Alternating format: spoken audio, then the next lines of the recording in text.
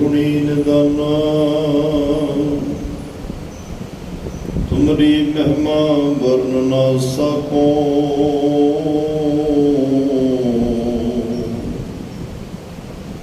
तो ठाकुर ऊच भगवाना, आगम अगोचर, सच साहिब मेरा, नानक बोले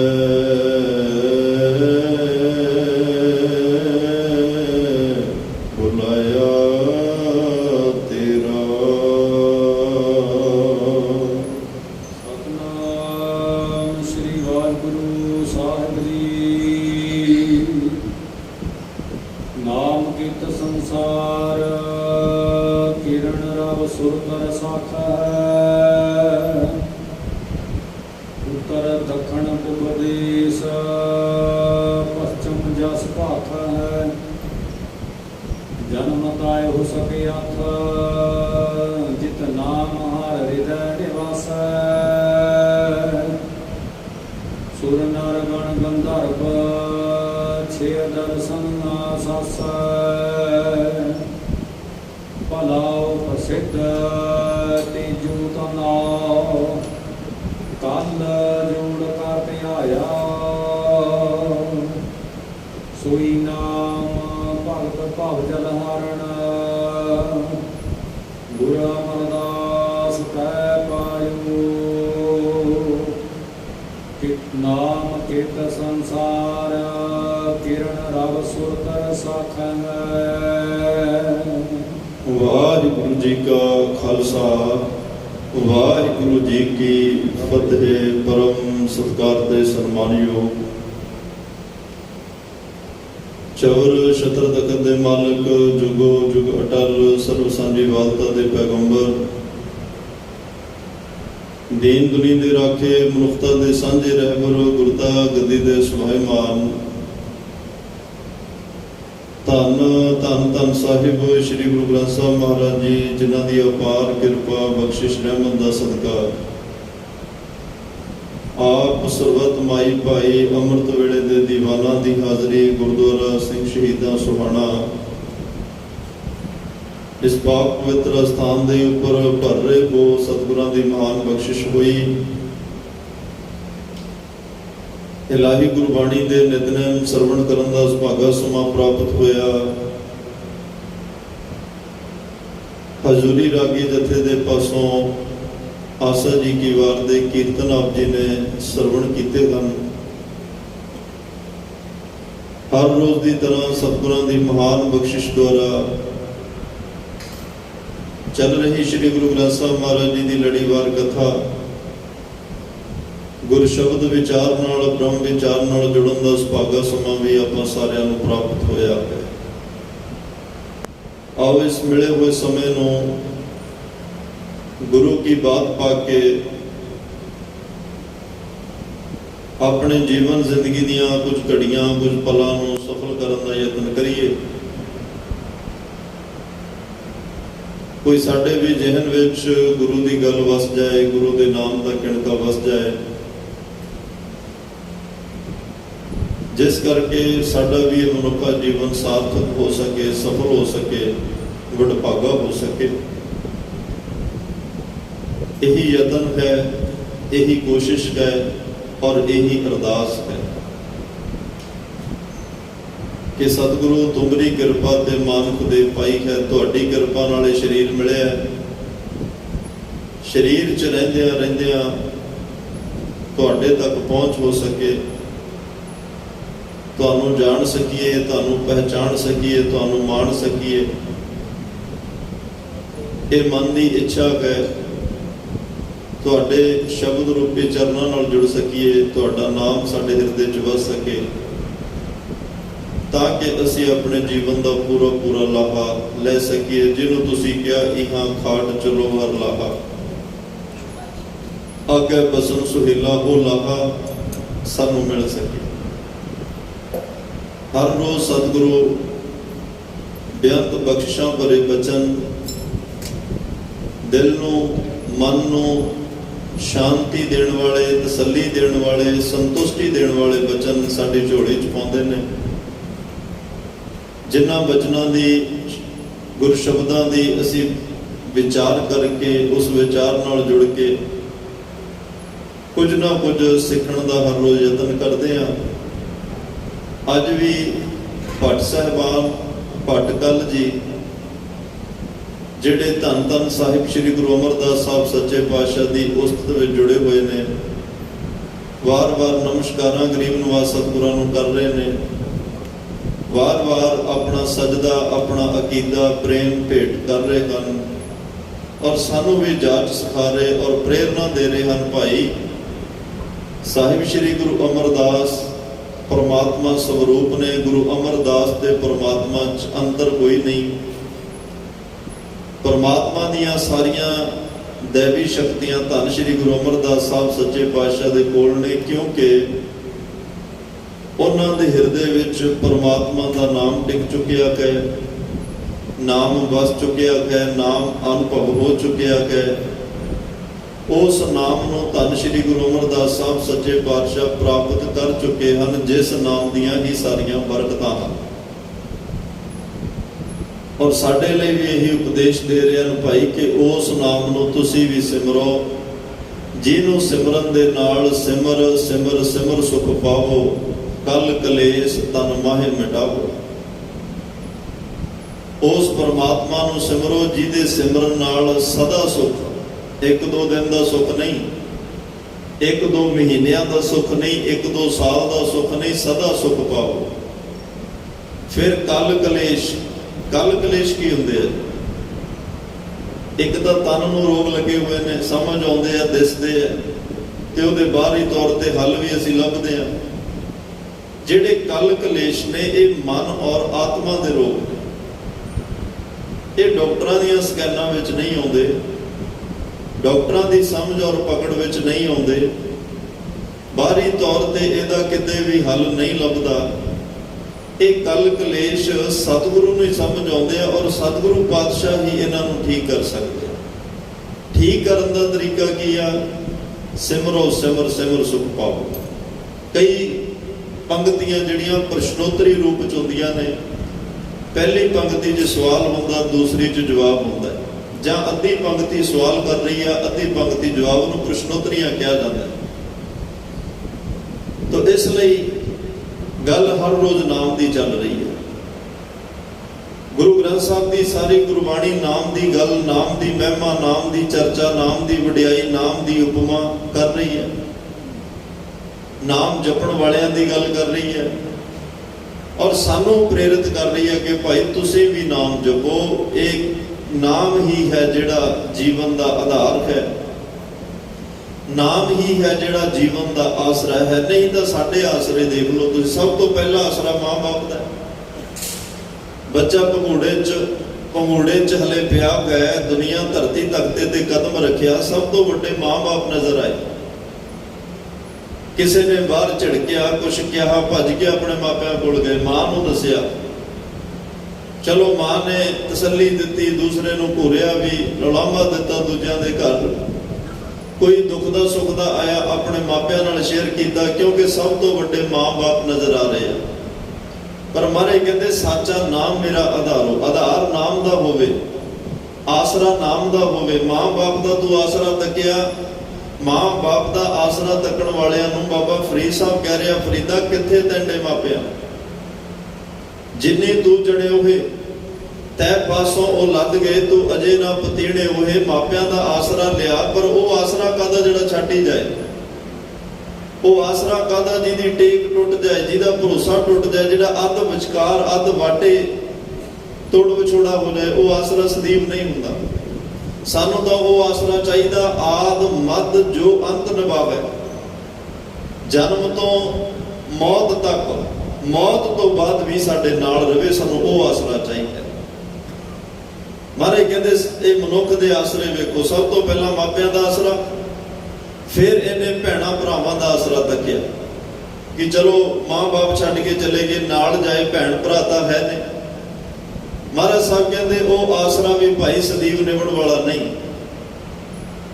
ਤੇ ਅੱਜ ਦਾ ਜਿਹੜਾ ਦੌਰ ਚੱਲ ਰਿਹਾ, ਜਿਹੜਾ ਸਮਾਂ ਚੱਲ ਰਿਹਾ, ਜਾਂ ਜੋ ਆਪਾਂ ਰੋਜ਼ਾਨਾ ਦੀ ਜ਼ਿੰਦਗੀ 'ਚ ਦੇਖਦੇ ਹਾਂ, ਕਿਉਂਕਿ ਹਰ ਰੋਜ਼ ਦੂਰ ਦੁਰਾਡੇ ਜਾਣਾ ਹੁੰਦਾ, ਬੜੇ ਤਰ੍ਹਾਂ ਦੇ ਜਿਗਿਆਸੂ ਲੋਕ ਮਿਲਦੇ ਨੇ, ਤੇ ਉਹਨਾਂ ਵਿੱਚ 80 ਤੋਂ 90% ਆਪਸੀ ਭੈਣ ਭਰਾਵਾਂ ਦੇ ਝਗੜਿਆਂ ਦੀਆਂ ਅਰਦਾਸਾਂ। ਉਹਨੇ ਮੇਰਾ ਰੱਖ ਲਿਆ ਜੀ, ਉਹ ਮੇਰਾ ਹੱਕ ਲੈ ਗਿਆ ਜੀ, ਉਹਨੇ ਮੇਰੇ ਨਾਲ ਆਈ ਕੀਤਾ। ਆਪਸ ਵਿੱਚ ਹੀ ਜਿਹੜੇ ਆਸਰੇ ਨੂੰ ਅਸੀਂ ਆਸਰਾ ਸਮਝਿਆ, ਉਹਨਾਂ ਨਾਲ ਅੱਜ ਕੋਰਟ ਕਚਹਿਰੀਆਂ 'ਚ ਕੇਸ ਲੜੇ ਜਾ ਰਹੇ ਆ। ਚਲੋ ਇੱਕ ਦੁਨਿਆਵੀ ਗੱਲ ਹੈ, ਸਤਿਗੁਰੂ ਕਹਿੰਦੇ ਆ ਸਦੀਪ ਆਸਰਾ ਕੀ, ਸਾਚਾ ਨਾਮ ਮੇਰਾ ਆਧਾਰੋ। ਨਾਮ ਦੀ ਗੱਲ ਹੈ, ਨਾਮ ਦਾ ਆਸਰਾ ਸਦੀਪ ਹੈ। ਪਰ ਜਿਹੜੇ ਆਸਰੇ ਅਸੀਂ ਬਣਾਏ, ਉਹ ਆਸਰੇ ਟੁੱਟਦੇ ਕਿਵੇਂ ਆ? ਮਾਪਿਆਂ ਦਾ ਆਸਰਾ ਟੁੱਟਿਆ, ਭੈਣ ਭਰਾਵਾਂ ਦਾ ਆਸਰਾ। ਹੁਣ ਪਾਤਸ਼ਾਹ ਕਹਿੰਦੇ ਜਿਹੜੇ ਭੈਣ ਭਰਾਵਾਂ ਤੇ ਇੰਨੀ ਆਸ ਸੀ, ਉਹਨਾਂ ਨੇ ਤਾਂ ਤਿੰਨਾਂ ਪਿਆਰਿਆਂ ਭਾਈਆਂ ਅੱਗੇ ਦਿੱਤਾ ਬੰਨ। ਉਹਨਾਂ ਨੇ ਤਾਂ ਜਦੋਂ ਅਰਥੀ ਨੂੰ ਤੇਰੀ ਚੱਕਿਆ ਜਾਣਾ, ਭਰਾਵਾਂ ਨੇ ਚੁੱਕਣਾ, ਇਸ਼ਨਾਨ ਉਹਨਾਂ ਕਰਾਉਣਾ, ਚੇਖਾ ਨੂੰ ਲਾਂਬੂ ਵੀ ਉਹਨਾਂ ਲਾਉਣਾ। ਉੱਥੇ ਦੁਸ਼ਮਣ ਨਹੀਂ, ਤਿੰਨਾਂ ਪਿਆਰਿਆਂ ਭਾਈਆਂ, ਕੋਈ ਬਗਾਨਾ ਨਹੀਂ ਆਏਗਾ, ਆਪਣੇ ਆਉਣਗੇ। ਇਹ ਵੀ ਆਸਰਾ ਨਿਰਾਰਥਕ ਗਿਆ। ਫਿਰ ਇਹਨੇ ਕਿਹਾ ਜੀ ਮੇਰੀ ਔਲਾਦ ਚੰਗੀ ਹੈ। ਚਲੋ ਭੈਣ ਭਰਾ ਨਹੀਂ ਸਕੇ ਹੋਏ, ਔਲਾਦ ਦਾ ਆਸਰਾ ਹੈ। ਬਾਦਸ਼ਾਹ ਕਹਿੰਦੇ ਔਲਾਦ ਵਾਲਿਆਂ ਦੀ ਗੱਲ ਸੁਣ। ਮਹਾਰਾਜ ਨੇ ਬਾਹ ਫੜ ਕੇ ਕੋਲ ਬਿਠਾ ਕੇ ਬੜੇ ਪਿਆਰ ਨਾਲ ਕਿਹਾ, 1 ਲੱਖ ਪੂਤ, 1.25 ਲੱਖ ਨਾਤੀ, ਤੇ ਰਾਵਣ ਘਰ ਦੀਆ ਨਾ ਬਾਤੀ। ਜਿਨ੍ਹਾਂ ਦੇ ਲੰਬੇ ਵੱਡੇ ਚੌੜੇ ਪਰਿਵਾਰ, ਇੰਨੀਆਂ ਲੰਬੀਆਂ ਚੌੜੀਆਂ ਔਲਾਦਾਂ, ਇੰਨੇ ਵੱਡੇ ਉਹਨਾਂ ਦੇ ਅੰਸ਼ ਵੰਸ਼ ਦੇ ਜਿਹੜੇ ਅੱਗੇ ਪਰਮਾਤਮਾ ਨੇ ਭੇਜੇ। ਅਖੀਰ ਸਮਾਂ ਇਹੋ ਜਿਹਾ ਆਇਆ ਕਿ ਘਰ 'ਚ ਦੀਵਾ ਬੱਤੀ, ਭਾਵ ਕਿ ਘਰ ਦੀ ਜੋਤ ਜਗਾਉਣ ਵਾਲਾ, ਘਰ ਦੀ ਹੋਂਦ ਨੂੰ ਬਰਕਰਾਰ ਰੱਖਣ ਵਾਲਾ ਕੋਈ ਵੀ ਨਹੀਂ ਰਿਹਾ। ਇਹ ਵੀ ਜਿਹੜਾ ਰਿਸ਼ਤਾ ਨਾ ਨਿਭਣ ਵਾਲਾ ਹੋਇਆ।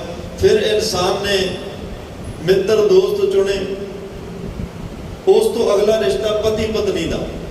ਚਲੋ ਜੇ ਮਾਪੇ ਨਹੀਂ ਨਾਲ ਨਿਭੇ, ਭੈਣ ਭਰਾ ਨਹੀਂ ਨਿਭੇ, ਔਲਾਦ ਨੇ ਸਾਥ ਨਹੀਂ ਦਿੱਤਾ, ਤਾਂ ਪਤੀ ਪਤਨੀ ਦਾ ਰਿਸ਼ਤਾ ਤਾਂ ਸਭ ਤੋਂ ਨੇੜਦਾ ਨਾ।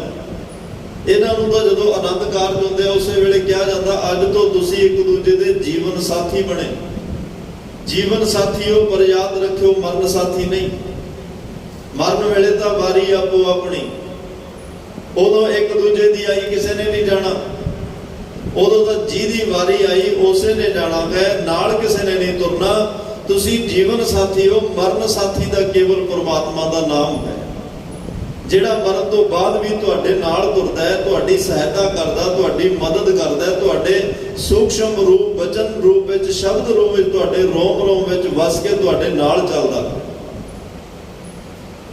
ਤਾਂ ਇਹ ਰਿਸ਼ਤਾ ਵੀ ਦੋਵਾਂ ਲਈ ਇੱਕੋ ਹੀ ਸ਼ਬਦ ਹੈ, ਘਰ ਕੀ ਨਾਰ ਬਹੁਤ ਹਿਤ ਜਾਸਿਓ, ਸਦਾ ਰਹਿਤ ਸੰਗ ਲਾਗੀ, ਜਬ ਹੀ ਹੰਸ ਤਜੀ ਇਹ ਕਾਇਆ, ਪ੍ਰੇਤ ਪ੍ਰੇਤ ਕਰ ਭਾਗੀ।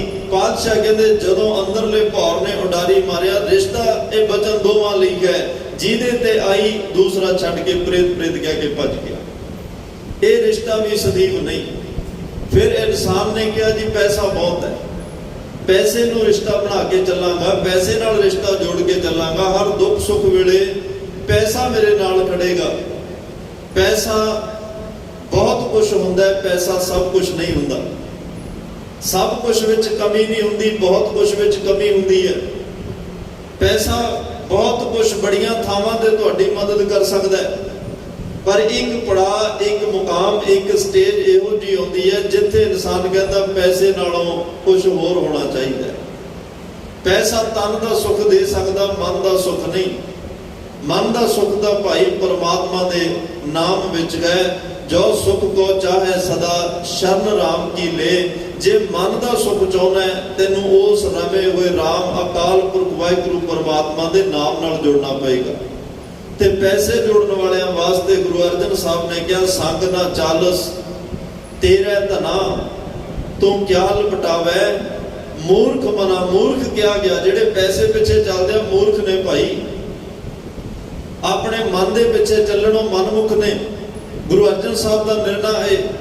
ਮਹਾਰਾਜ ਕਹਿੰਦੇ ਪੈਸਾ ਇਕੱਠੇ ਕਰਨ ਵਾਲਿਆਂ ਲਈ ਇਹੀ ਬਚਨ ਹੈ ਕਿ ਇਹ ਮਾਇਆ ਨੇ, ਜਿਵੇਂ ਗੁਰੂ ਨਾਨਕ ਸਾਹਿਬ ਨੇ ਦੁਰੀ ਚੰਦ ਸੇਠ ਨੂੰ ਕਿਹਾ ਕਿ ਭਾਈ ਆ ਜਾਣ ਲੱਗਿਆ ਮੇਰੀ ਸੂਈ ਨਾਲ ਲੈ ਕੇ ਜਾਈ। ਮਾਇਆ ਨੇ ਕਿੱਡਾ ਵੱਡਾ ਪਰਦਾ ਅਕਲ ਤੇ ਪਾਇਆ, ਕਹਿੰਦਾ ਜੀ ਦੇ ਦਿਓ ਕੋਈ ਗੱਲ ਨਹੀਂ। ਮਹਾਰਾਜ ਕਹਿੰਦੇ ਪੁੱਛਿਆ ਵੀ ਲਓਗੇ ਕਿੱਥੇ? ਪਾਤਸ਼ਾਹ ਕਹਿੰਦੇ ਅਗਲੀ ਦੁਨੀਆ 'ਚ, ਪਰਲੋਕ 'ਚ ਇਹ ਸੂਈ ਤੇਰੇ ਤੋਂ ਲੈਣੀ ਹੈ। ਘਰਵਾਲੀ ਨੂੰ ਜਾ ਕੇ ਕਹਿੰਦਾ ਵੀ ਬਾਹਰ ਇੱਕ ਫਕੀਰ ਆਇਆ, ਇਹ ਉਹ ਦੁਨੀ ਚੰਦ ਸੇਠ ਆ ਜਿਹਦੇ ਬੂਹੇ ਦੇ ਅੱਗੇ 15 ਪੌੜੀਆਂ ਆਸਾ ਕੀ ਵਾਰ ਦੀਆਂ ਉਚਾਰੀਆਂ, 9 ਪੌੜੀਆਂ ਬਾਬਾ ਫਰੀਦ ਸਾਹਿਬ ਦੀ ਠੇਰੀ ਪਾਕ ਪਟਨ ਉਸ ਜਗ੍ਹਾ ਤੇ, 15 ਪੌੜੀਆਂ ਦੁਨੀ ਚੰਦ ਸੇਠ ਦੇ ਬੂਹੇ ਅੱਗੇ। ਅੱਜ ਵੀ ਦਰਬਾਰ ਸਾਹਿਬ ਦੀ ਮਰਿਆਦਾ ਵੇਖੋ, ਜਦੋਂ ਪਹਿਲਾਂ ਆਸਾ ਕੀ ਵਾਰ ਦਾ ਕੀਰਤਨ ਸ਼ੁਰੂ ਹੁੰਦਾ, ਫਿਰ ਧੰਨ ਗੁਰੂ ਗ੍ਰੰਥ ਸਾਹਿਬ ਮਹਾਰਾਜ ਆਉਂਦੇ ਆ, ਕੀਰਤਨ ਬੰਦ ਹੁੰਦਾ, ਮਹਾਰਾਜ ਸਾਹਿਬ ਦਾ ਪ੍ਰਕਾਸ਼ ਹੁੰਦਾ, ਰਹਿੰਦੀ ਆਸਾ ਦੀ ਵਾਰ ਦਾ ਕੀਰਤਨ ਪ੍ਰਕਾਸ਼ ਤੋਂ ਬਾਅਦ ਹੁੰਦਾ। ਇਹਦਾ ਮਤਲਬ ਕੀ? ਇਹਦੇ ਅਰਥ ਬੜੇ ਸਿੱਧੇ ਸਿੱਧੇ ਨੇ ਕਿ ਦੁਨੀ ਚੰਦ ਸੇਠ ਦੇ ਮਕਬਰੇ, ਉਹਦੇ ਬੂਹੇ ਅੱਗੇ 15 ਪੌੜੀਆਂ ਉਚਾਰੀਆਂ। ਗੁਰੂ ਗ੍ਰੰਥ ਸਾਹਿਬ ਦੇ ਆਉਣ ਤੋਂ ਪਹਿਲਾਂ ਉਸ ਬਾਣੀ ਦਾ ਕੀਰਤਨ ਹੁੰਦਾ ਹੈ, ਜਿਹੜੀਆਂ ਦੁਨੀ ਚੰਦ ਸੇਠ ਦੇ ਦਰਵਾਜ਼ੇ ਅੱਗੇ ਉਚਾਰੀਆਂ। ਮਹਾਰਾਜ ਸਾਹਿਬ ਕਹਿੰਦੇ ਪਹਿਲਾਂ ਗੁਰੂ ਦੇ ਆਉਣ ਤੋਂ ਪਹਿਲਾਂ ਭਾਈ ਗੁਰਸਿੱਖਾ, ਮੈਂ ਤੇਰੇ ਮਨ ਤੋਂ ਦੁਨੀਆ ਦਾ ਪ੍ਰਭਾਵ ਲਾਉਣਾ ਚਾਹੁੰਦਾ, ਦੁਨੀ ਦਾ ਪ੍ਰਭਾਵ ਲੈ ਜਾਏ। ਦੁਨੀ ਚੰਦ ਸੇਠ ਵਰਗਾ ਜਿਹੜਾ ਮਨ ਬਣਿਆ ਹੋਇਆ ਹੈ, ਉਹ ਮਨ ਦੇ ਵਿੱਚੋਂ ਹਉਮੈ, ਹੰਕਾਰ, ਹੰਗਤਾ, ਆਪਣਾ ਆਪ ਸਾਰੇ ਤਰ੍ਹਾਂ ਦੀ ਮੈਲ ਖਤਮ ਹੋ ਜਾਏ, ਫਿਰ ਮਨ ਸਾਫ਼ ਹੁੰਦਾ ਹੈ, ਦੁਨੀਆ ਦਾ ਪ੍ਰਭਾਵ ਲੈਂਦਾ ਹੈ। ਫਿਰ ਗੁਰੂ ਗ੍ਰੰਥ ਸਾਹਿਬ, ਫਿਰ ਗੁਰੂ ਆਉਂਦਾ ਹੈ, ਗੁਰੂ ਅੰਦਰ ਪ੍ਰਵੇਸ਼ ਕਰਦਾ ਹੈ, ਫਿਰ ਉਸ ਤੋਂ ਬਾਅਦ ਪਰਮਾਤਮਾ ਦੀ ਸਿਫਤ ਚੱਲਦੀ ਹੈ। ਸਤਿਗੁਰੂ ਪਾਤਸ਼ਾਹ ਨੇ ਸਾਡੀ ਮਰਿਆਦਾ ਵਿੱਚ ਵੀ ਬੜੀ ਤਰਤੀਬ ਨਾਲ ਸਭ ਕੁਝ ਰੱਖਿਆ ਹੋਇਆ ਹੈ, ਪਰ ਬਦਕਿਸਮਤੀ ਅਸੀਂ ਇਸ ਮਰਿਆਦਾ ਨੂੰ ਕਦੇ ਸਮਝਦੇ ਨਹੀਂ, ਮਰਿਆਦਾ ਨੂੰ ਕਦੇ ਸਮਝਣ ਦਾ ਯਤਨ ਨਹੀਂ ਕਰਦੇ ਵੀ ਇਸ ਤਰ੍ਹਾਂ ਕਿਉਂ।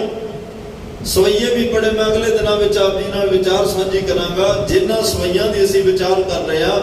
ਅੱਜ ਸਾਹਿਬ ਸ੍ਰੀ ਗੁਰੂ ਗ੍ਰੰਥ ਸਾਹਿਬ ਮਹਾਰਾਜ ਜਦੋਂ ਆਉਂਦੇ ਨੇ, ਉੱਥੇ ਗੁਰਸਿੱਖ ਸੰਗਤ ਵਿੱਚੋਂ ਆ ਕੇ ਸਵਈਏ ਪੜ੍ਹਦੇ ਆ, ਫਿਰ ਹੁਕਮਨਾਮਾ ਸਾਹਿਬ ਸਿੰਘ ਸਾਹਿਬ ਲੈਂਦੇ, ਮਰਿਆਦਾ ਕਿੱਥੋਂ, ਕਿਵੇਂ, ਕਦੋਂ ਚੱਲੀ, ਕਿਉਂ ਪੜ੍ਹੇ ਜਾਂਦੇ, ਇਹ ਆਉਣ ਵਾਲੇ ਦਿਨਾਂ 'ਚ ਬੇਨਤੀ ਕਰਾਂਗਾ।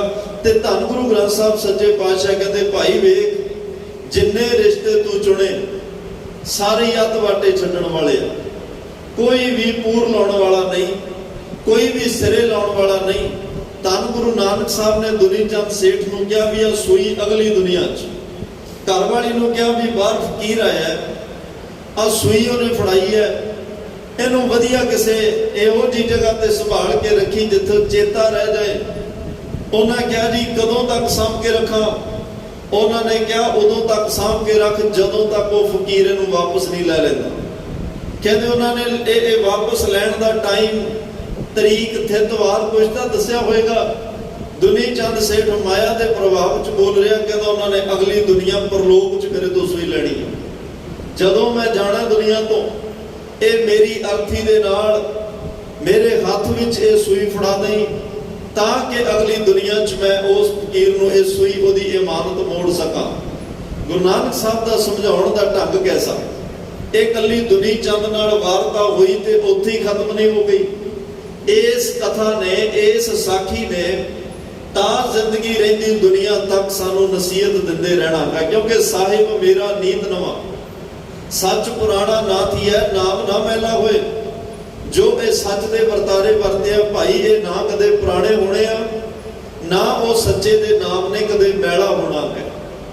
ਹਰ ਵੇਲੇ ਨਵੀਨਤਾ ਹੈ, ਹਰ ਵੇਲੇ ਨਵਾਂ ਹੈ, ਸਭ ਕੁਝ ਨਵੀਂ ਵਿਚਾਰ ਹੈ, ਨਵਾਂ ਉਪਦੇਸ਼ ਹੈ, ਨਵਾਂ ਗਿਆਨ ਹੈ, ਸਭ ਕੁਝ ਇੱਥੇ ਹਰ ਰੋਜ਼ ਨਵੀਨਤਾ ਵਿੱਚ, ਕਿਉਂਕਿ ਕੁਦਰਤ ਵਿੱਚ ਸਭ ਕੁਝ ਨਵਾਂ ਵਰਤ ਰਿਹਾ ਹੈ, ਕੁਦਰਤ ਵਿੱਚ ਸਭ ਕੁਝ ਨਵੀਨਤਾ ਹੈ। ਤੇ ਫਿਰ ਕੁਦਰਤ ਨੂੰ ਬਣਾਉਣ ਵਾਲਾ ਕਾਦਰ ਕਿਵੇਂ ਪੁਰਾਣਾ ਹੋ ਸਕਦਾ ਹੈ? ਉਹ ਕਿਵੇਂ ਮੈਲਾ ਹੋ ਸਕਦਾ? ਉੱਥੇ ਵੀ ਹਰ ਵੇਲੇ ਗਿਆਨ ਦਾ ਨਵਾਂ ਪ੍ਰਵਾਹ, ਚਸ਼ਮਾ ਜਿਹੜਾ ਉਹ ਵਹਿੰਦਾ ਜਾ ਰਿਹਾ ਹੈ, ਹਰ ਰੋਜ਼ ਨਵਾਂ ਗਿਆਨ ਉੱਥੋਂ ਫੁੱਟ ਰਿਹਾ ਹੈ। ਤੇ ਅੱਜ ਗੁਰੂ ਨਾਨਕ ਸਾਹਿਬ ਦੀ ਇਹ ਰਮਜ਼ ਨੇ, ਪਤਾ ਨਹੀਂ ਇਕੱਲੇ ਦੁਨੀ ਚੰਦ ਸੇਠ ਦਾ ਨਹੀਂ, ਕਿੰਨੀ ਕੁ ਦੁਨੀਆ ਦਾ ਇਸ ਰਮਜ਼ ਨੇ ਭਲਾ ਕੀਤਾ ਹੋਏਗਾ ਤੇ ਕਰਨਾ ਹੈ। ਦੁਨੀ ਚੰਦ ਸੇਠ ਦੀ ਘਰਵਾਲੀ ਨੇ ਗੱਲ ਜਦੋਂ ਸਮਝੀ ਵੀ ਇਹ ਕੀ ਕਿਹਾ ਤੇ ਫਕੀਰ ਨੇ ਕੀ ਕਿਹਾ, ਉਹ ਕਹਿਣ ਲੱਗੀ, ਸੇਠ ਜੀ ਸੂਈ ਅਗਲੀ ਦੁਨੀਆ 'ਚ, ਇਹ ਸੂਈ ਤੁਸੀਂ ਨਾਲ ਜਾਣ ਨੂੰ ਕਹਿੰਦੇ ਹੋ? ਕਹਿੰਦਾ ਹਾਂ, ਮੈਂ ਫਕੀਰ ਨਾਲ ਵਾਅਦਾ ਕੀਤਾ, ਉਹਨੂੰ ਪਰਲੋਕ 'ਚ ਦੇਣੀ ਹੈ। ਸੇਠ ਦੀ ਘਰਵਾਲੀ ਨੇ ਕਿਹਾ, ਦੁਨੀ ਚੰਦ ਸੇਠ ਜੀ ਥੋੜਾ ਜਿਹਾ ਅਕਲ ਨੂੰ ਹੱਥ ਮਾਰੋ, ਮਾਇਆ ਦੇ ਪ੍ਰਭਾਵ 'ਚੋਂ ਬਾਹਰ ਆਓ। ਕਿਹੜੀਆਂ ਸੂਈਆਂ ਲਿਜਾਣ ਦੀ ਗੱਲ ਕਰਦੇ ਹੋ, ਨਾਲ ਤਾਂ ਤੁਹਾਡਾ ਸਰੀਰ ਵੀ ਨਹੀਂ ਜਾਣਾ। ਜੋ ਤਨ ਉਪਜਿਆ ਸੰਗ ਹੀ ਸੋ ਵੀ ਸੰਗ ਨਾ ਹੋਇਆ। ਜਿਹੜਾ ਸਰੀਰ ਤੁਸੀਂ ਆ ਲਈ ਫਿਰਦੇ ਹੋ, ਨਾਲ ਤਾਂ ਇਹਨੇ ਨਹੀਂ ਜਾਣਾ, ਸੂਈ ਕਿਵੇਂ ਲੈ ਕੇ ਜਾਓਗੇ? ਉਹ ਫਿਰ ਵੀ ਹਲੇ ਪ੍ਰਭਾਵ ਹੈ। ਕਹਿੰਦਾ ਚੱਲ ਜੇ ਮੈਂ ਨਾ ਲੈ ਕੇ ਗਿਆ ਤੇ ਤੂੰ ਲੈ ਕੇ ਆ ਜਾਈਂ, ਤੈਨੂੰ ਥੋੜਾ ਕੋਈ ਰੋਕ ਸਕਦਾ। ਅਕਸਰ ਤੂੰ ਦੁਨੀ ਚੰਦ ਸੇਠ ਦੀ ਘਰ ਵਾਲੀ ਹੈ, ਤੈਨੂੰ ਤਾਂ ਬੜੇ ਮਾਣ ਸਨਮਾਨ ਨਾਲ ਲੈ ਕੇ ਜਾਣਗੇ, ਤੇ ਤੇਰੀ ਆ ਸੂਈ ਕਿਨੇ ਰੋਕਣੀ ਆ, ਤੂੰ ਨਾਲ ਲੈ ਆਈ। ਉਹਨੇ ਕਿਹਾ ਜੀ ਮੈਂ ਵੀ ਤੁਹਾਡੇ ਨਾਲ ਨਹੀਂ ਜਾਣਾ, ਮੇਰਾ ਤਨ ਵੀ ਮੇਰੇ ਨਾਲ ਨਹੀਂ ਜਾਣਾ, ਤੇ ਸੱਚ ਤਾਂ ਇਹ ਹੈ ਕਿ ਸੂਈ ਨਾ ਤੁਸੀਂ ਨਾਲ ਲਿਜਾ ਸਕਦੇ ਹੋ, ਨਾ ਮੈਂ ਨਾਲ ਲਿਜਾ ਸਕਦਾ। ਉਹਨੇ ਕਿਹਾ ਕਹਿਣਾ ਕੀ ਚਾਹ ਰਹੀਆਂ? ਉਹਨੇ ਕਿਹਾ ਮੈਂ ਕੁਛ ਨਹੀਂ ਕਹਿਣਾ ਚਾਹ ਰਹੀ, ਮੈਂ ਤਾਂ ਸਿਰਫ ਸਵਾਲ ਦਾ ਜਵਾਬ ਦਿੱਤਾ, ਤੁਸੀਂ ਸੂਈ ਕਿਆ ਨਾਲ ਲੈ ਕੇ ਜਾਣੀ? ਮੈਂ ਕਿਹਾ ਨਹੀਂ ਜਾਣੀ। ਪਰ ਇਹ ਅੰਦਰਲੀ ਗੱਲ ਕੀ ਹੈ, ਇਹ ਉਸ ਫਕੀਰ ਨੂੰ ਜਾ ਕੇ ਪੁੱਛੋ ਜਿਹਨੇ ਇਹ ਸੂਈ ਦਿੱਤੀ ਆ। ਉਹਨੇ ਕਿਉਂ ਨਾਲ ਲਿਜਾਣ ਵਾਸਤੇ ਕਿਹਾ, ਕਿਉਂ ਪਰਲੋਕ ਵਿੱਚ ਲੈਣ ਵਾਸਤੇ ਕਿਹਾ, ਕਹਿਣਾ ਕੀ ਚਾਹੁੰਦੇ ਆ, ਸਮਝਾਉਣਾ ਕੀ ਚਾਹੁੰਦੇ ਆ।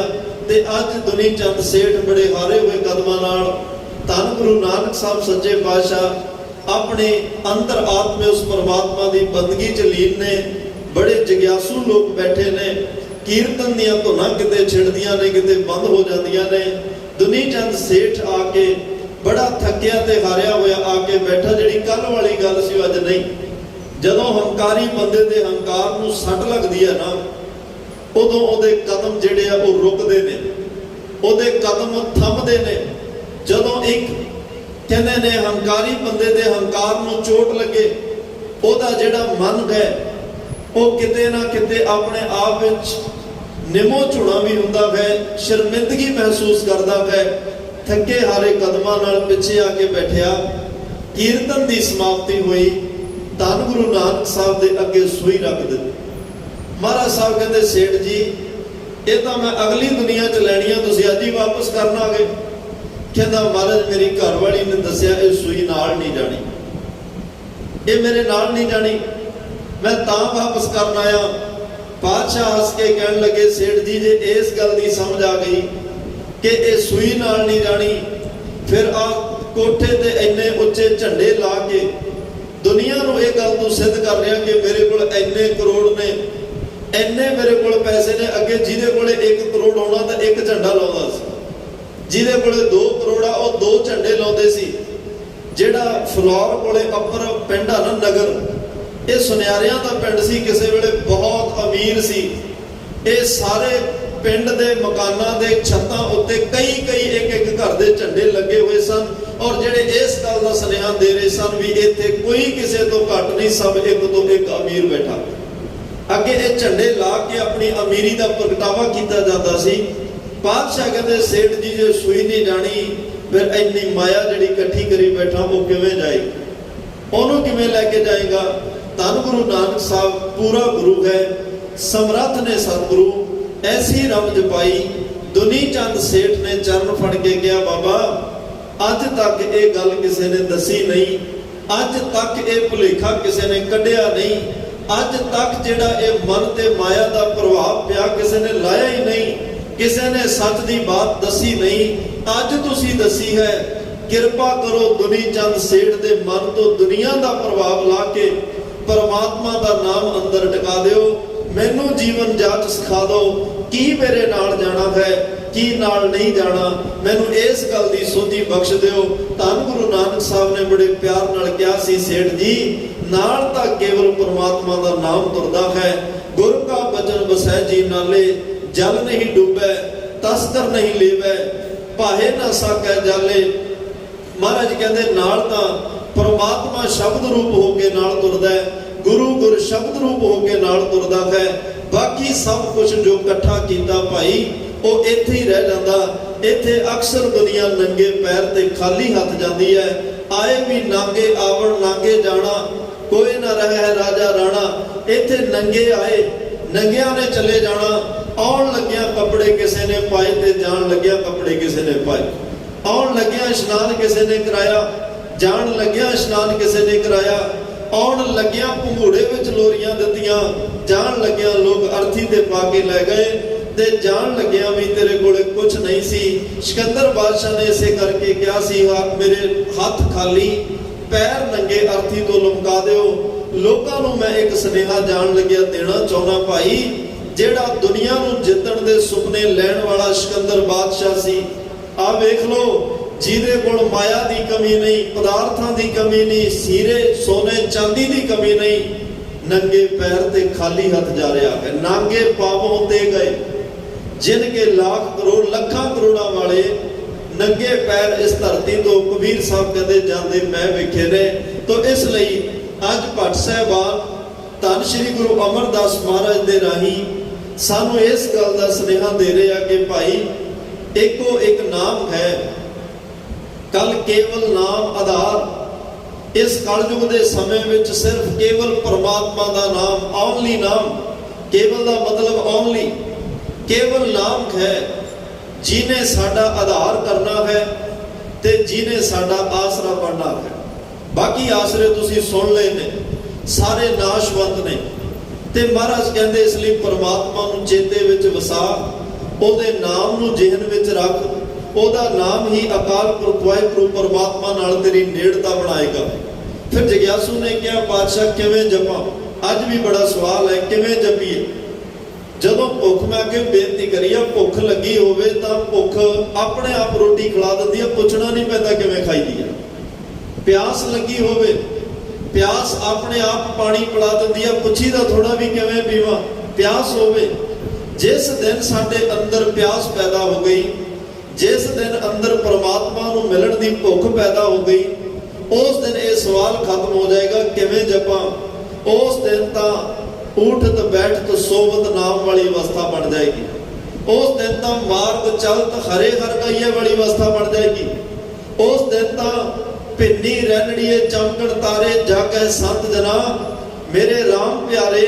ਉਦੋਂ ਤਾਂ ਭਾਈ ਦਿਨ ਰਾਤ 8 ਪਹਿਰ ਤੋਂ ਧਿਆਈ ਹੈ, 8 ਪਹਿਰ ਉਸ ਪਰਮਾਤਮਾ ਦੇ ਸ਼ੁਕਰਾਨੇ ਵਿੱਚ ਜੁੜ ਜਾਗੇ। ਜਿਸ ਦਿਨ ਇਸ ਗੱਲ ਦੀ ਪਿਆਸ ਤੇ ਭੁੱਖ ਪੈਦਾ ਹੋਗੀ ਕਿ ਮੈਂ ਪਰਮਾਤਮਾ ਨੂੰ ਮਿਲਣਾ ਹੈ, ਬੰਬੀਹੇ ਨੂੰ ਸਵੰਤੀ ਬੂੰਦ ਦੀ ਪਿਆਸ ਲੱਗਦੀ ਹੈ, ਦਿਨ ਰਾਤ ਕੂਕਦਾ ਹੈ, ਦਿਨ ਰਾਤ ਵਿਛੋੜੇ ਚ ਤੜਫਦਾ ਹੈ।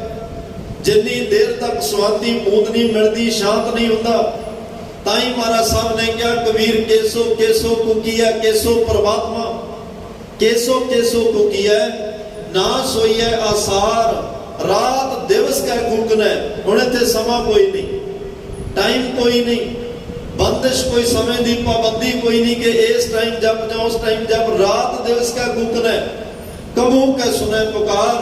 ਦਿਨ ਰਾਤ ਉਹਨੂੰ ਪੁਕਾਰ, ਦਿਨ ਰਾਤ ਉਹਨੂੰ ਯਾਦ ਕਰ। ਦਿਨ ਰਾਤ ਯਾਦ ਕਰਨ ਵਾਲਿਆਂ ਦੀ ਪੁਕਾਰ ਉਹ ਸੁਣ ਲੈਂਦਾ।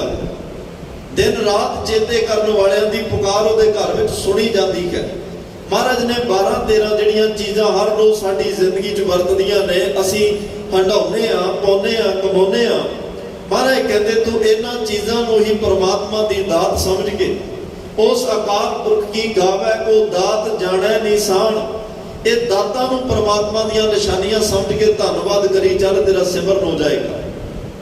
ਸੋਹਣੇ ਸਰੀਰ ਨੂੰ ਵੇਖ ਕੇ ਕਹਿ ਜੇ ਪ੍ਰਸਾਦ ਅਰੋਗ ਕੰਚਨ ਦੇਹੀ, ਲਿਵ ਲਾਵੋ ਤਿਸ ਰਾਮ ਸਨੇਹੀ। ਜੇ ਪ੍ਰਸਾਦ ਤੇਰੀ ਕਿਰਪਾ ਨਾਲ ਮੇਰਾ ਸਰੀਰ ਅੱਜ ਅਰੋਗ ਹੈ, ਕੰਚਨ ਵਰਗਾ ਹੈ, ਇਹਨੂੰ ਕਿਸੇ ਤਰ੍ਹਾਂ ਦਾ ਕੋਈ ਵੀ ਰੋਗ ਨਹੀਂ ਹੈ, ਕਿਸੇ ਤਰ੍ਹਾਂ ਦੀ ਵੀ ਅਕਾਲ ਪੁਰਖ ਵਾਹਿਗੁਰੂ ਪਰਮਾਤਮਾ ਮੈਨੂੰ ਸਰੀਰਕ, ਮਾਨਸਿਕ, ਆਤਮਿਕ ਤੌਰ ਤੇ ਕੋਈ ਹੋਵੇ, ਮਾਨਸਿਕ ਤੌਰ ਤੇ ਹੋਵੇ, ਉਸ ਦਾ ਤੁਹਾਨੂੰ ਪਤਾ ਹੈ, ਪਰ ਸਰੀਰਕ ਤੌਰ ਤੇ ਮੈਂ ਤੰਦਰੁਸਤ ਹਾਂ, ਤੁਹਾਡਾ ਧੰਨਵਾਦ। ਜਦੋਂ ਸਰੀਰ ਕਰਕੇ ਧੰਨਵਾਦ ਕਰੋਗੇ ਸਿਮਰਨ ਹੋਏਗਾ। ਅੱਜ ਬਹੁਤੀ ਵਾਰ ਨੀਂਦ ਨਹੀਂ ਆਉਂਦੀ।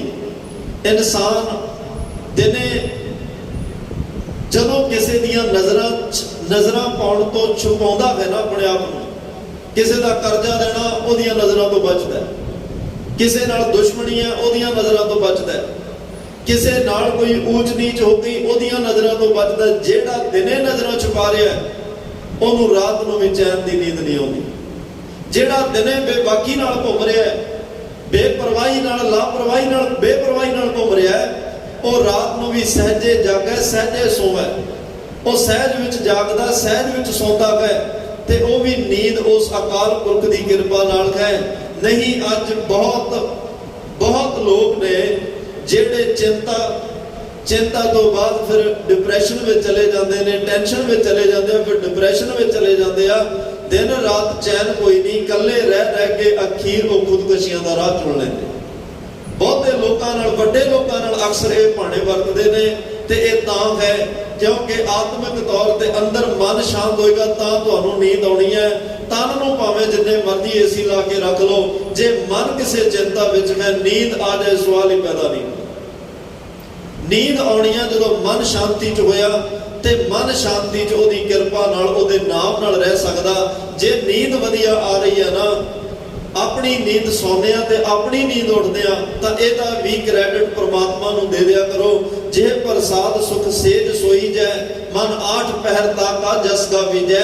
जिहदी किरपा नाल मैं इन्नी आनंदित नींद सौना, उस अकाल पुरख वाहिगुरू परमात्मा दा धन्नवाद कह। तेरी किरपा नाल मैनूं नींद आ रही है। नहीं लोग सारी सारी रात जागदे, कोई रोगी जाग रहा, कोई भोगी जाग रहा है, ते कोई जोगी जाग रहा। जोगी जिहड़ा जुड़िया होवे ये जागदे ने, पर मेरी वड्डी किस्मत के मैं तेरी याद में जाग रहा।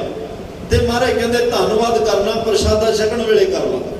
जिन्हें 2 टाइम इन्ना वधिया प्रसादा तैनूं दिता, ਇਹੋ ਜਿਹੇ ਲੋਕ भी ने जिन्होंने 2 वक्त की रोटी नहीं जुड़ती। अपने वड्डे भाग सानू पंजाब वर्गे देश विच जन्म मिलिया। पंजाब कदे देश सी ते गुरुआं पीरां दी धरती है सी, अज भी है ते रहेगी। हरमंदर साहब पंजाब विच है, श्री आनंदपुर साहब पंजाब विच है, श्री मुक्तसर साहब पंजाब विच है, ते किन्ने वड्डे धाम तख्त श्री दमदमा साहब साडा पंजाब विच है। किन्नियां रहमतां अकाल तख्त साहब साडा पंजाब विच, गुरुआं पीरां दी धरती, वड्डे भाग ने जिथे हर पासे हर तरह की खुशहाली ने। आउट ऑफ पंजाब तुसीं बड़े सूबे जाके वेखो जिथे लोग किन्ना गरीबी ते भुखमरी नाल घुल रहे हैं। महाराज कहंदे 2 वक्त प्रसादा छकण लग्या, जे प्रसाद 36 अमृत खाए, तिस ठाकुर को रख मन माहे। जिसका दिया पहने खाए, तिस्यों आलस क्यों बने माए। जिहदा दिता होया पहन रहा, जिहदा दिता होया खा रहा है। जे प्रसाद पाट पटंबर हंडावे, इन्ने सोहने कपड़े जिहदे दिते पा रहा, ये ना सोच भी मैं अपने कमा के लैके आया, तिसै त्याग कत अवर लुभावे। ये ना सोच भी अपनी मर्जी मेहनत नाल ये परमात्मा दे दिते हुए ने। इत्थे बड़े लोग आ जिन्हां नूं तन ढकण लई कपड़ा नहीं मिल रहा। उन्हां नूं वेख के, अपने आप नूं वेख के, भरियां अलमारियां कपड़ियां दियां वेख के धन्नवाद परमात्मा दा कर, तेरा सिमरन हो जाएगा। परमात्मा दी याद। फिर अज कई लोग अज भी पैदल चलते आ। जे तुहाडे घर च 2 गड्डियां खड़ियां, 3 खड़ियां, मोटरसाइकिल स्कूटर खड़े आ, अपना पुराना बजुर्ग जिहड़े बैठे उन्हां नूं पता, जिन्हां ने परिवार स्टैंड करन लई किन्नियां दुखां ते भुੱਖਾਂ नूं कटिया, अज भी वो कहंदे आ सानूं साइकिल नहीं सी जुड़दा। ਇਹੋ ਜਿਹੇ ਹਾਲਾਤ ਵੇਖੇ, ਸਕੂਟਰ मोटरसाइकिल ਵੱਡੀ ਗੱਲ, ਸਾਈਕਲ ਤੱਕ नहीं सी जुड़दा। कोई साइकिल मंगिया नहीं सी दिंदा। अज सिंह शहीद बाबा जी की एडी किरपा, घर च 2-2 3-3 कारां खड़ियां ने। महाराज कहंदे जिन्हें इन्नियां सोहणियां सवारियां दित्तियां भाई, इहनूं भी अपने सिर नाल लै भी मैं मेहनत करी तां आईयां। ਇਹਦੇ ਲਈ भी बचन ही पढ़िया कर, जे प्रसाद असव हस्त असवारी। असव हस्त अदे घोड़े हाथियों की गल है, क्योंकि जदों ये बाणी का उचारण होया उदों हाथी घोड़े वड्डियां सवारियां च आउंदे सन। अज वड्डियां कारां ने। जिन्हें ये सवारियां दित्तियां, परमात्मा तेरी कृपा नाल ते ओहदा धन्नवाद करो। मन तिस प्रभु को कबहू ना विसारी मना, उस प्रभु नूं कदों ना मनो नूं विसार, जिन्हें चढ़न लई सवारियां दित्तियां। एक नहीं कई दित्तियां। मन पाउंदियां सवारियां ते बैठदा चढ़दा, ये ओहदी किरपा है। सब तो वड्डी गल उस परमात्मा दी, जिन्हें तेरे पापां ते बख्शिश दा पर्दा पा के कमजोरियां ढकियां। ये सब तो वड्डी किरपा ओहदी, जिन्हें साडे पाप औगण कमजोरियां ढकियां ने। साडी अंदरली तस्वीर लोकां नूं पता लग जाए, सानूं मत्थे कोई ना लावे। बाहरी एक तस्वीर असीं बड़े ने नकाब चढ़ाए हुए ने, बड़े तरह के नकाब पोश बने हुए हैं, ते ये परमात्मा की कृपा नाल है। जे असलीयत बाहर आ जाए तो औखा है। जे प्रसाद तेरे सगल छिद्र ढाके, मन सरनी पर ठाकुर प्रभ ताकै।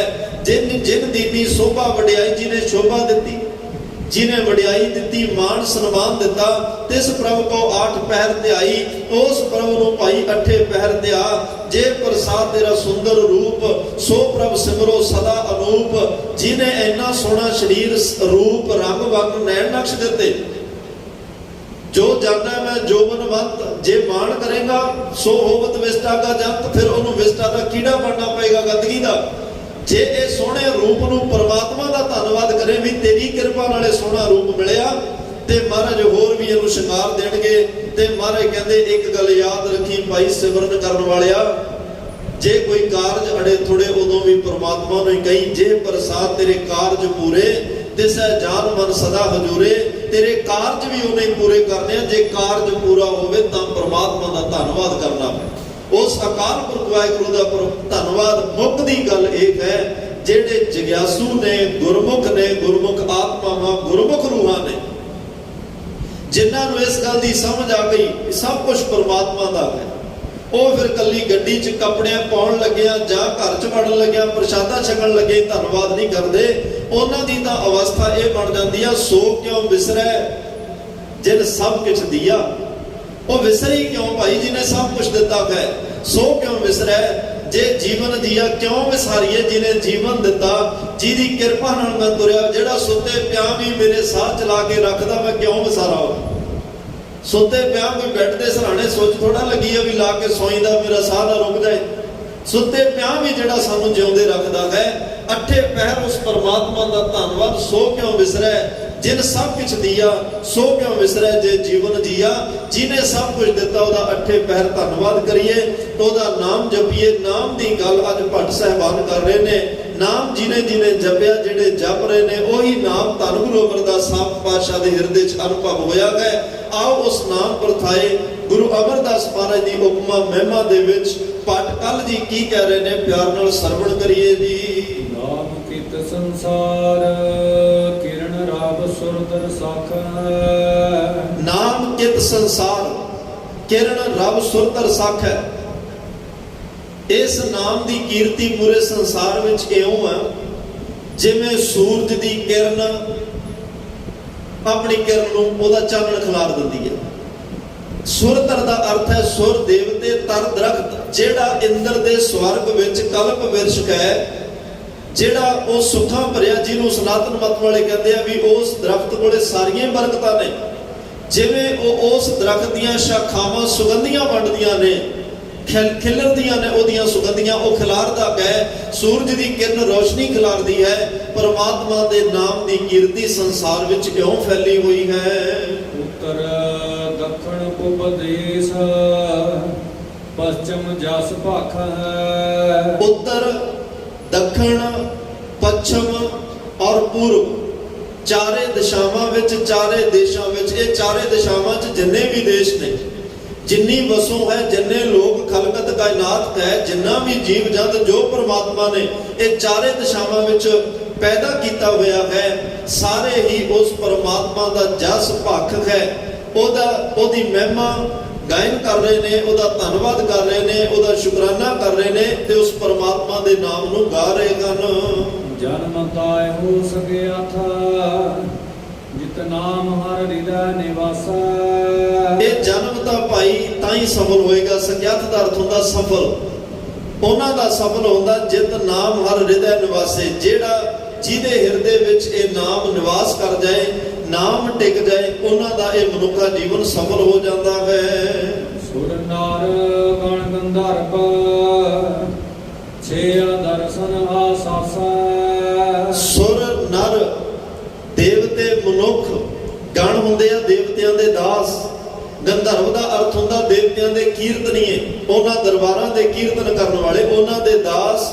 ਮਨੁੱਖ ਦੇਵਤੇ ਉਹਨਾਂ ਦੇ ਕੀਰਤਨੀਏ। 6 ਦਰਸ਼ਨ, 6 ਦਰਸ਼ਨ ਜੋਗੀਆਂ ਦੇ ਜਿਹੜੇ 6 ਭੇਖ ਨੇ। ਦਰਸ਼ਨ ਦਾ ਮਤਲਬ 6 ਭੇਖ, ਜੋਗੀ, ਜੰਗਮ, ਸੰਨਿਆਸੀ, ਸਰੇਵੜੇ, ਇਹ ਸਾਰੇ ਇਹ 6 ਭੇਖਾਂ ਵਿੱਚ ਆਉਂਦੇ ਨੇ।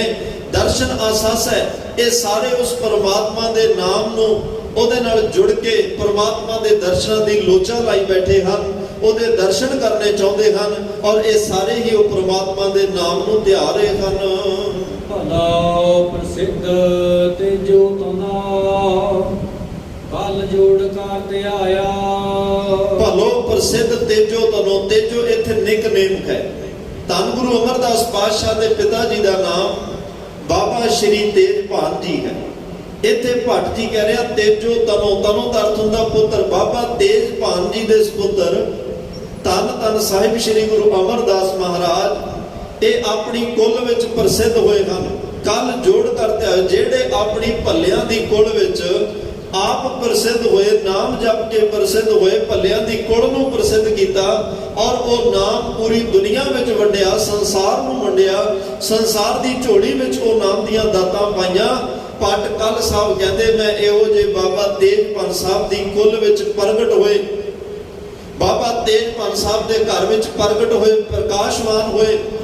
ਸਾਹਿਬ ਸ੍ਰੀ ਗੁਰੂ ਅਮਰਦਾਸ ਮਹਾਰਾਜ ਨਿਮਾਣਿਆਂ ਦੇ ਮਾਣ ਸਤਿਗੁਰੂ, ਨੇ ਤਾਣਿਆਂ ਦੇ ਤਾਣ ਸਤਿਗੁਰੂ, ਨੇ ਓਟਿਆਂ ਦੀ ਓਟ ਸਤਿਗੁਰੂ, ਨੇ ਪੱਤਿਆਂ ਦੀ ਪੱਤ, ਨੇ ਗੱਤਿਆਂ ਦੀ ਗੱਤ, ਨੇ ਧੀਰਿਆਂ ਦੀ ਧੀਰ, ਨੇ ਥਾਵਿਆਂ ਦੇ ਥਾਵ। ਮੈਂ ਐਸੇ ਸਤਿਗੁਰੂ ਸਾਹਿਬ ਸ੍ਰੀ ਗੁਰੂ ਅਮਰਦਾਸ ਮਹਾਰਾਜ ਦੇ ਕੰਨ ਜੋੜ ਕਰ ਧਿਆਇਓ। ਮੈਂ ਹੱਥ ਜੋੜ ਕੇ ਭੱਟ ਕੱਲ ਜੀ ਕਹਿ ਰਿਹਾ, ਉਹਨਾਂ ਨੂੰ ਧਿਆ ਰਿਹਾ ਹਾਂ, ਉਹਨਾਂ ਦਾ ਨਾਮ ਜਪ ਰਿਹਾ ਹਾਂ, ਉਹਨਾਂ ਦਾ ਧੰਨਵਾਦ ਕਰ ਰਿਹਾ ਹਾਂ, ਉਹਨਾਂ ਦਾ ਸ਼ੁਕਰਾਨਾ ਕਰ ਰਿਹਾ ਹਾਂ, ਜਿਨ੍ਹਾਂ ਨੇ ਨਾਮ ਜਪ ਕੇ ਇਕੱਲੀ ਆਪਣੀ ਕੁੱਲ ਨੂੰ ਹੀ ਪ੍ਰਸਿੱਧ ਨਹੀਂ ਕੀਤਾ ਜਾਂ ਇਕੱਲੇ ਆਪ ਹੀ ਪ੍ਰਸਿੱਧ ਨਹੀਂ ਹੋਏ। ਉਹ ਨਾਮ ਦੀ ਬਰਕਤ ਦੇ ਨਾਲ ਪਤਾ ਨਹੀਂ ਕਰੋੜਾਂ ਪਾਪੀਆਂ ਦੇ ਭਲੇ ਵੀ ਕੀਤੇ, ਕਰੋੜਾਂ ਲੋਕਾਂ ਦੇ ਪਾਪ ਜਿਹੜੇ ਉਹ ਖਤਮ ਕੀਤੇ, ਮੁਰਦਿਆਂ ਵਿੱਚ ਸਵਾਸ ਪਾਏ, ਮਿਰਤਕਾਂ ਨੂੰ ਜਾਨਾਂ ਬਖਸ਼ੀਆਂ, ਕੋੜੀਆਂ ਨੂੰ ਨਵੇਂ ਜੀਵਨ ਬਖਸ਼ਿਸ਼ ਕੀਤੇ।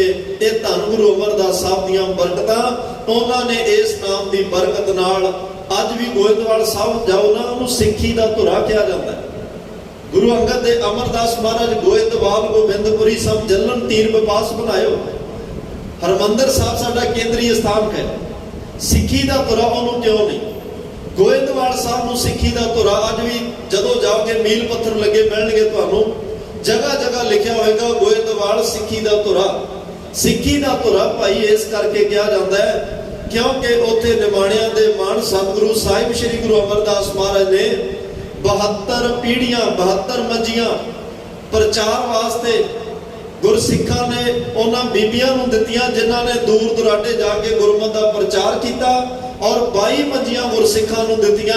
ਗੋਇੰਦਵਾਲ ਸਾਹਿਬ ਤੋਂ ਸਿੱਖੀ ਦਾ ਪ੍ਰਚਾਰ ਇੰਨਾ ਹੋਇਆ, ਇਸ ਕਰਕੇ ਉਹਨੂੰ ਸਿੱਖੀ ਦਾ ਧੁਰਾ ਕਿਹਾ ਜਾਂਦਾ। ਇਹ ਗੁਰੂ ਅਮਰਦਾਸ ਸਾਹਿਬ ਦੀ ਵਡਿਆਈ ਹੈ, ਉਹਨਾਂ ਦੀ ਮਹਿਮਾ ਹੈ, ਉਹਨਾਂ ਦੀ ਉਪਮਾ ਹੈ। ਤੇ ਜਿਨ੍ਹਾਂ ਨੇ ਐਡੀਆਂ ਰਹਿਮਤਾਂ ਸਾਡੀ ਝੋਲੀ ਵਿੱਚ ਪਾਈਆਂ, ਉਹਨਾਂ ਦੀ ਉਸਤਤ ਭੱਟ ਸਾਹਿਬਾਨ ਕਰ ਰਹੇ ਨੇ ਲਗਾਤਾਰ। ਸੋ ਸਾਡੇ ਲਈ ਵੀ ਇਹੀ ਉਪਦੇਸ਼ ਹੈ ਭਾਈ, ਜਿਸ ਨਾਮ ਨੂੰ ਚਾਰੇ ਦਿਸ਼ਾਵਾਂ ਦੇ ਵਿੱਚ ਜਪਿਆ ਜਾਂਦਾ ਹੈ, ਸਾਰੇ ਸੰਸਾਰ ਵਿੱਚ ਜਪਿਆ ਜਾਂਦਾ ਹੈ, ਉਸ ਨਾਮ ਨਾਲ ਅਸੀਂ ਵੀ ਜੁੜਨਾ ਕਰੀਏ ਜੀ। ਸੋਈ ਨਾਮ ਭਗਤ ਭਵ ਜਨ ਹਰਣਾ, ਗੁਰੇ ਅਮਰਦਾਸ ਪੈ ਪਾਇਓ। ਉਹ ਨਾਮ ਜਿਹੜਾ ਭਗਤਾਂ ਨੂੰ ਭਵਜਲ ਤੋਂ ਉਤਾਰਦਾ ਹੈ, ਜਨਮ ਮਰਨ ਦੁੱਖ ਉਹਨਾਂ ਦਾ ਦੁੱਖ ਕੱਟਦਾ ਹੈ ਭਗਤਾਂ ਦਾ, ਉਹ ਨਾਮ ਧੰਨ ਗੁਰੂ ਅਮਰਦਾਸ ਪਾਤਸ਼ਾਹ ਨੇ ਗੁਰੂ ਅੰਗਦ ਦੇਵ ਮਹਾਰਾਜ ਤੋਂ ਪ੍ਰਾਪਤ ਕੀਤਾ, ਆਪਣੇ ਹਿਰਦੇ 'ਚ ਵਸਾਇਆ ਹੈ। ਅਰਦਾਸ ਕਰਿਓ ਉਹ ਨਾਮ ਦੀ ਦਾਤ ਸਾਡੇ ਵੀ ਹਿਰਦੇ 'ਚ ਟਿਕ ਜਾਏ। ਜਿਵੇਂ ਵੀ ਠੀਕ ਲੱਗਦਾ, ਜਿੰਨਾ ਸਮਾਂ ਠੀਕ ਲੱਗਦਾ ਜਪੋ। ਇੱਥੇ ਥਰਡ ਆਈ ਤੇ ਤੀਸਰੇ ਨੇਤਰ ਤੇ ਧਿਆਨ ਲਾਉਣ ਦੀ ਕੋਸ਼ਿਸ਼ ਕਰੋ ਤੇ ਧਿਆਨ ਰਾਹੀਂ, ਜਿਵੇਂ ਹੁਣ ਤੁਸੀਂ ਆਏ ਹੋ, ਮੱਥਾ ਟੇਕਿਆ, ਸੰਗਤ 'ਚ ਬੈਠੇ ਹੋ, ਸੇਵਾ ਕਰ ਰਹੇ ਹੋ ਨਾ, ਐਵੇਂ ਘਰ 'ਚ ਬੈਠ ਕੇ, ਦੁਕਾਨ 'ਚ, ਸਕੂਲ, ਕਾਲਜ, ਜਿੱਥੇ ਵੀ ਸਮਾਂ ਲੱਗਦਾ, 1 ਮਿੰਟ ਮਿਲੇ, 2 ਮਿੰਟ ਮਿਲਣ, 5 ਮਿੰਟ ਮਿਲਣ, ਅੱਖਾਂ ਬੰਦ ਕਰਕੇ ਥਰਡ ਆਈ ਤੇ ਧਿਆਨ ਲਾ ਕੇ ਅੱਖਾਂ ਬੰਦ ਕਰਕੇ ਉਵੇਂ ਹੀ ਗੁਰੂ ਘਰ 'ਚ ਮੱਥਾ ਟੇਕਿਆ ਕਰੋ, ਜਿਵੇਂ ਹੁਣ ਟੇਕ ਰਹੇ ਹੋ। ਪ੍ਰੈਕਟੀਕਲ ਉਵੇਂ ਮੈਂਟਲੀ ਤੌਰ ਤੇ ਸੁਰਤ ਨਾਲ ਮੱਥਾ ਟੇਕੋ, ਐਵੇਂ ਹੌਲੀ ਹੌਲੀ ਸੁਭਾਅ ਬਣ ਜਾਏਗਾ, ਧਿਆਨ ਲੱਗਣਾ ਸ਼ੁਰੂ ਹੋ ਜਾਏਗਾ, ਅੰਦਰ ਤੁਸੀਂ ਜਾਣਾ ਸ਼ੁਰੂ ਹੋ ਜਾਓਗੇ। ਨਾਮ ਮੰਗ ਕੇ ਜਾਇਓ, ਸਤਿਗੁਰੂ ਕਿਰਪਾ ਕਰਨ, ਸਭ ਨੂੰ ਨਾਮ ਦੀ ਦਾਤ, ਗੁਰਸਿੱਖੀ ਦੀ ਦਾਤ, ਅਮਰ ਦੀ ਦਾਤ ਬਖਸ਼ਿਸ਼ ਕਰ, ਜਿਸ ਕਰਕੇ ਇਹ ਲੋਕ ਸੁਖੀਏ, ਪਰਲੋਕ ਸੁਹੇਲੇ ਨਾਨਕ ਹਰਿ ਪ੍ਰਭ ਆਪੇ ਮੇਲੇ ਦੇ ਭਾਗੀ ਬਣ ਸਕੀਏ। ਇੰਨੀਆਂ ਬੇਨਤੀਆਂ ਪ੍ਰਵਾਨ ਕਰਿਓ। ਆਪ ਸੰਗਤ ਦਾ ਧੰਨਵਾਦ ਜਿਹੜੇ ਪਿਆਰ ਵਿੱਚ ਸਰਵਣ ਕਰਦੇ ਹੋ, ਗੁਰਮਤਿ ਦੇ ਬਚਨ ਹਿਰਦੇ 'ਚ ਵਸਾਇਓ, ਮੇਰੀਆਂ ਭੁੱਲਾਂ ਨਾ ਚਿਤਾਰਿਓ। ਸਾਹਿਬ ਸ੍ਰੀ ਗੁਰੂ ਗ੍ਰੰਥ ਸਾਹਿਬ ਮਹਾਰਾਜ ਸਿੰਘ ਸ਼ਹੀਦ ਬਾਬਾ ਜੀ ਦਾ ਧੰਨਵਾਦ ਜਿਹੜੇ ਵਿੱਚ ਵਰਤ ਕੇ ਸੇਵਾ ਲੈਂਦੇ ਨੇ। ਤਮਾਮ ਭੁੱਲਾਂ ਚੁੱਕਾਂ ਦੀ ਖਿਮਾ ਦੇਵੋ ਸੱਜਣ ਅਸੀਸੜੀਆਂ ਜੋ ਹੋਵੇ, ਸਾਹਿਬ ਸਿਓ ਮੇਲ। ਆਓ ਆਖਰੀ ਪੰਕਤੀਆਂ ਦਾ ਪਾਠ ਸਰਵਣ ਕਰਕੇ ਸਮਾਪਤੀ ਕਰੀਏ ਜੀ। ਪਦਾ ਪ੍ਰਸਿੱਧ ਤੇ ਜੋ ਤਦਾ ਕੱਲ ਜੋੜ ਕਰ ਧਿਆਇਆ, ਸੋਈ ਨਾਮ ਭਗਤ ਭਵ ਜਲ ਹਰਣਾ, ਗੁਰੇ ਅਮਰਦਾਸ ਪੈ ਪਾਇਓ। ਵਾਹਿਗੁਰੂ ਜੀ ਕਾ ਖਾਲਸਾ, ਵਾਹਿਗੁਰੂ ਜੀ ਕੀ ਫਤਿਹ।